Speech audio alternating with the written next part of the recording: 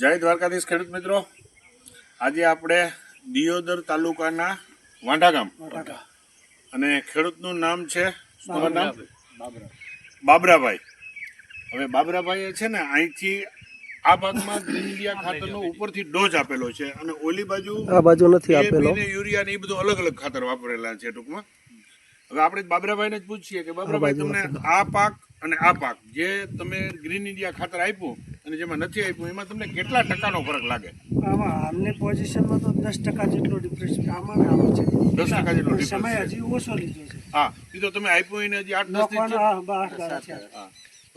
દિવસ દિવસના ગાળામાં તમને 10%નો ડિફરન્સ લાગ્યો. તો જો પાયા ખાતર આપ્યું હોય તો વધારે ડિફરન્સ હોય, વધારે લાગે. બીજું કે તમે હમણાં છોડ ઉપાડતા હતા તો ઉપાડતા હતા એ છોડમાં બટેકા બંધાવા માંડ્યા, ટ્યુમર થઈ ગયું. બરાબર. પછી આમ તમને પાંદડાની નરવાઈની દ્રષ્ટિએ કેવું લાગ્યું?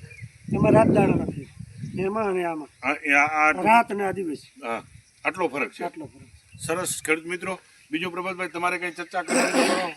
હવે જે આ તમે પાક છે તમે વર્ષોથી વાવો જ છો ડીએપી ની ખાતર, જે રાસાયણિક ખાતરનો તમે ઉપયોગ કરો છો, એથી તમને કેટલો ખર્ચો લાગે છે? કેટલું જે દવાઓ તમારે ફંગીસાઇડ છે એવું કે કોઈ પણ રોગની આવતું હોય મારતા હોય એમાં ને આમાં તમને કેટલો ડિફરન્સ જોવા મળે છે? પેલા તો સાહેબ કોઈ નોંધ જ નથી કે તમે કેટલો ખર્ચો કરો છો. હા હા. હવે એ કમ્પેરિઝનમાં તમને આમાં શું કહેવાનું? એમાં મને સારું અનુકૂળ. ઉપરથી કોઈ સ્પ્રે કરેલા તમે આમાં આ ગ્રીન ઇન્ડિયાના? ના, હાલમાં નથી કરેલા. ના, હાલમાં કોઈ. હવે ટૂંકમાં નાખમાં સ્પ્રે કરવાની થિયરીમાં.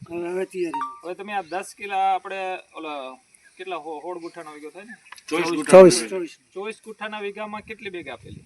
આમાં 3 બેગ આપેલી. એક વીઘામાં 3 બેગ આપેલી છે, બરોબર. હવે 3 બેગ તમે આમાં નાખી તે પછી તમને જમીનમાં હાલો છો તો તમને કેટલું કમ્પ્રેશન લાગે છે? ઓના કરતા આમાં કેટલું જમીનમાં સાહેબ તમે પગ મેલો ને એટલે આપણો પગ નેચે જાય. અત્યારે હાલની તારીખમાં પણ આ જો નેચે જાય અને પેલી જમીન ટાઈટ છે. તો હવે તમે ખેડૂત મિત્રને શું કહેવા માંગો છો કે જે આ ખાતર વાપરવા માટે કેવું રહેશે ખેડૂત? બીજી માથાકૂટમાં પડાય નહીં, આને વપરાય. આને જ વપરાય, બીજું કોઈ ખાતર ન. હવે તમારો મોબાઈલ નંબર એક જણાવી દેજો. 9680.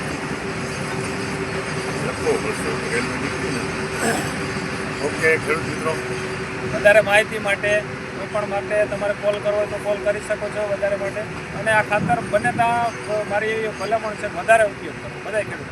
ખાલી એક બેગને ડેમો કરો તમે, એ કેવા રિઝલ્ટ છે બધાય પાકમાં બહુ અનુકૂળ છે. અને આનાથી જીવાતમાં બહુ સારું બેનિફિટ મળે છે અને જે આપણે ઉત્પાદન લેવું એ વધારે પ્રમાણમાં સારું છે.